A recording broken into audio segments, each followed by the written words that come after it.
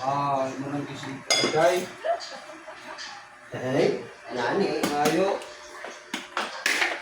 Na Mga ka-idol, oh. Dami nito.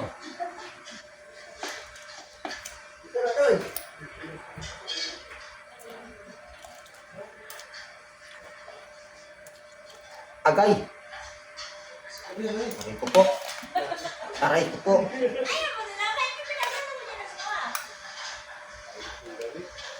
Kamayin na lang natin. Mainit eh. Mga ka-idol. Sinadya ko talaga kanina mga ka-idol na hindi pa ilulunod yung mga Ricardo para makita nyo. Pero may lasa na ito. Ito, may kamatis tayo. Asan yung butal? Buyas.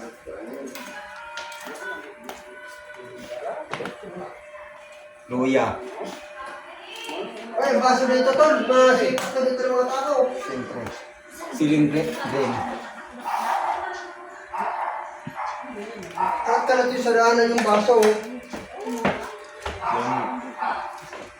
Kasi pa ng mga dumadaan yan, kasalanan pa yan. tapos natibatan pa. Kitchen. Dumadaan. Ano pa yan? Wow, sarap. Ah, palami.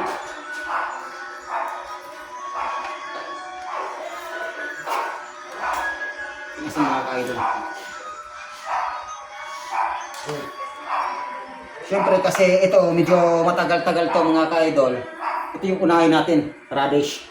Kasi ito talaga yung hinahalo ng pag nagsigang ka at saka kangkong.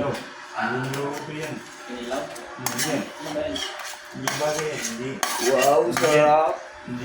Ang last natin na ilalagay dito, ito yung kangkong. Yun ang pinakalas natin ilalagay dito. Dati hindi ako kumakain niya. Natismahan kong kinilaw niya. Pero ibang amoy niya. Parang may bago. Sumagal na